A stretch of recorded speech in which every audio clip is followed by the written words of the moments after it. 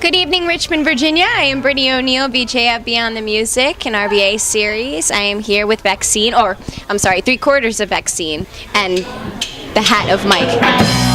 We're excited to have them with us here tonight at Beyond the Music. Please give a warm tobacco company restaurant welcome to Vexine.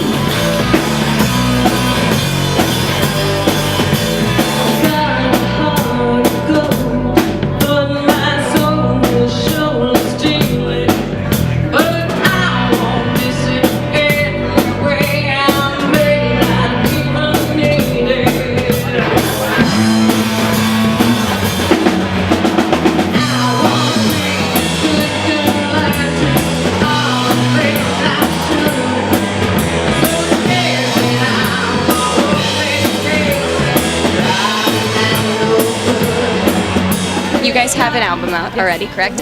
Is it because you do have? It's Vexine's album, correct? Yes, it's Vexine, and it's called Vexine. It's our self-titled. Came out January of this year, and he and I did all the writing for this. It's 10 songs, and we had a lot of fun. We wrote it over the past year, so, and we're in the process of writing the next one as we speak.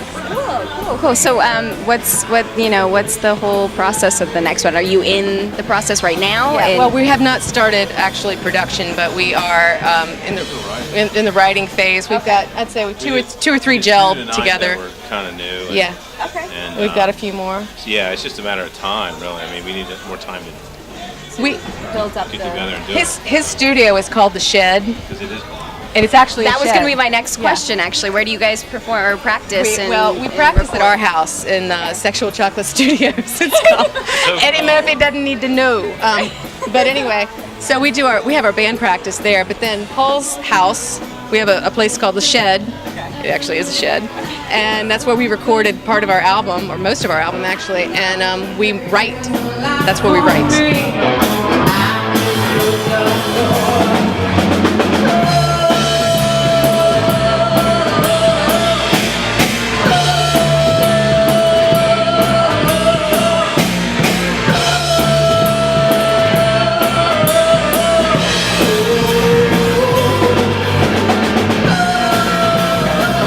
Practicing is separate, like the space that you practice is separate from the space that you write. Why is that? Just question. Actually, we have two sections at the house. One's a practice section. There is a studio there as well, and that's where we do all the bass and drum tracks. Yeah. Okay. And then all the guitar and vocals and stuff we do at Paul's Shed, The Shed. So there's SCS in the Shed. So what happens is there's a combination of songs that I'll bring in fully cooked, and then some that are half done that we get together on in the shed and kind of flesh out. And then there's every now and then there'll be one that just totally spontaneously combusts. Our best songs are 5 minutes in, and we're like, oh my god, and like it just kind of happens. happens. One of those. That was just kind of you brought lyrics and you were singing like Loretta Lynn. Yeah. Oh yeah, that was funny. It started out like a Loretta Lynn song, and it did not end up like that. And then I said, no, we're not going to do that. But 10 minutes later, it was done.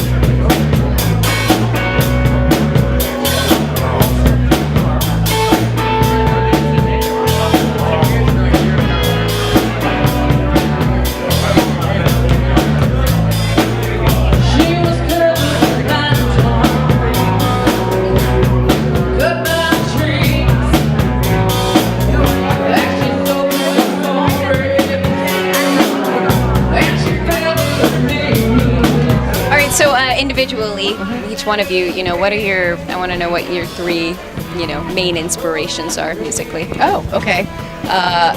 Definitely early jazz and blues recordings. I'm talking getting back into Bessie Smith and all these things. One of those scratchy, the Smithsonian went out to collect the sing in the can. That's the kind of music I like. And I love early country, and I'm not talking like Waylon Jennings stuff. I'm talking Kitty Wells and Patsy Cline. So I grew up on those old gals, and I love punk. That was college. So between the three, that's where. That's me. But definitely, I would say that the vintage, you want to call it the vintage stuff, is really more of a hold on me than anything does. So. Well, it was the Beatles when I was a kid, because my mom bought those records and I wore them out. And then it was Cheap Trick at Budokan, that record. Okay. And seeing the Jason and the Scorchers play. Oh, yeah. And that was life-changing to see a band do what they did. And you hung out with them. Yeah, I did know them in college. But it was the most powerful rock show I'd ever seen in my life. I didn't think I could see that. And I was like, what are they doing? Wow. And the cool about it is that some of them are still doing it. Yeah. And they're still doing it. And the Bluefields is one of those bands that's part of those guys. Jason the farmer. Yeah, Farmer Jason. Yeah, Farmer now you have a Jason. kids band called Farmer Jason. Their retirement is very interesting, I must say. But that was the three things I'd say are the biggest influence on me. Three things. Well, I didn't start playing until later in life, so but I did grow up in New Orleans. So second line, New Orleans kind of music is probably the biggest influence that I have. I didn't play music when I was younger, so it was Mardi Gras. all I guess, but it was Mardi Gras, second line, that kind of thing.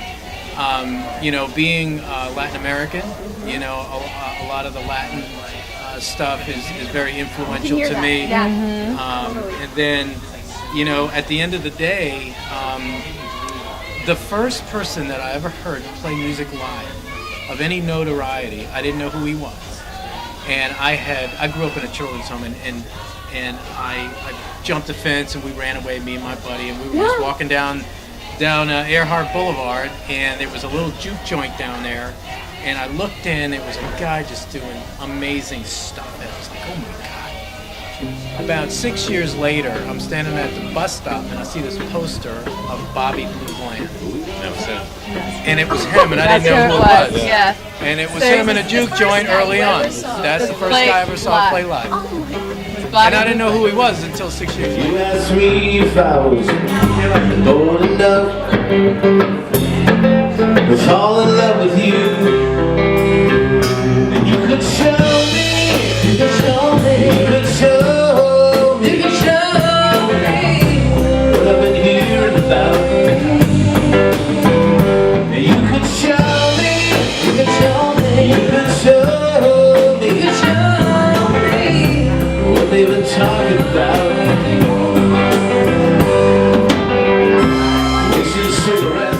So how long have you guys been playing together for? We have been playing together for 4 or 5 years now? Yeah, going on 5 years. Going on 5 years, and we switched directions, I guess. We were in another band before together. We were all together, and we decided to go off and form this band. We call this sexy, soulful, edgy rock. Okay. The other band was alternative country, alt country, and I wanted to stretch my vocal legs, so to speak. So that's what we're doing. That's awesome. Mutual love for 40s and 50s jazz and blues. Yes, and crunchy guitars. So Well, it's I just can't the perfect stop mix. doing that. That's It's like like- a disability.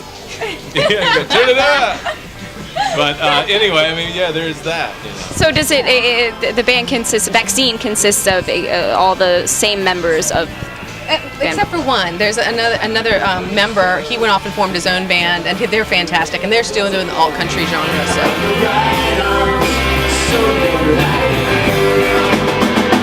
You could show me, you could show me that I've got what it takes. Have you guys traveled out of town? Yes, we were actually in D.C. yesterday for the Cherry Blossom Festival, and we will. No, there was nary a cherry blossom in sight. Sticks coming out of the ground. Yeah, they were just people sticks in. Yeah, it's kind of thanks Japan. And we got a show coming up in late May in Nashville. That's where I'm from, so a lot of my friends are there. Really? Yes. But you're wearing a CBGB shirt. Yeah, I got around. It's a lot He slower played now, there. but I used to get around. I covet him. He played at CBGB, and I never got to. That's awesome. Well, I want to tell you a story, but I don't know the words. So I sit here in the corner, 'cause it just seems to work. Alone.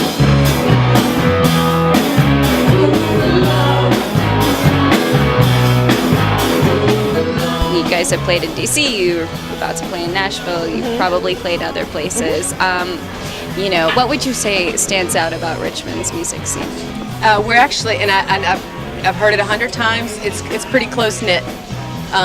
you know, the community that we go around. And your mother, Alana, is a big part of it, and you're playing every band in Richmond. So, you know, you know what I mean, though. I mean, it's a lot of everybody when they're off, they go to see other bands and they support their music. They buy their CDs and really champion what they do and celebrate it, so to speak. So. I'd say it's a real diverse scene. I mean, there's a lot going on here. There really is. A lot of there different is a styles. lot going on, and the really cool thing that I think is not only is it supportive, but it's supportive across the generations. Yeah. Right. And you know what I'm talking about. Yeah, totally. Because you know you play with my son. Yeah. And he was here tonight, Yeah. and so that's kind of the great thing is it's continuing on. Yeah, it's not just like, you know, you're in your own genre, Right, you're in your own generation. Exactly. And I think that's really, really cool. And I think this, you know, some of the singer-songwriter stuff that Paul's been involved with, you know, just doing, you know, solo stuff. You know, there's so much going on and people sharing and doing these things together. People are excited about, you know, like these music showcases and things, original music, which that's exciting. It's not, some towns you go to and all they want to hear is covers and it makes me want to gouge my eyes out with a spoon. Yes, spoon. Yes. But yeah, this is great.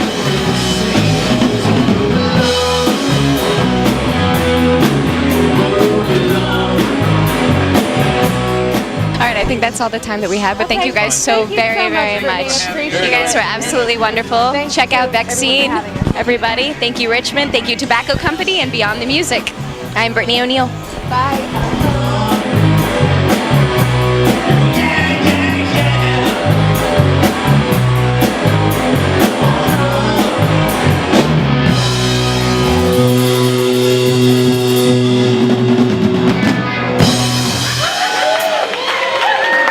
Thank you.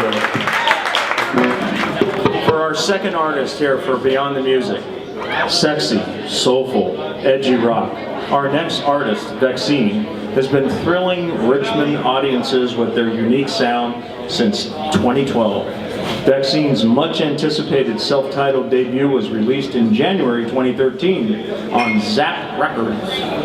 Vexcine's original songs have been quoted as, quote, taking sultry to bodacious levels, combining rock and roll attitude and country soul, unquote. Vexine features Sarah Gleason on vocals, Paul Pierce on guitar, Michael Skippington on bass, and Jorge Santamaria on drums. Vexine is currently in the process of writing their next CD and will play the Rutledge in Nashville, Tennessee in May. We're excited to have them with us here tonight at Beyond the Music. Please give a warm Tobacco Company restaurant welcome to Vexine.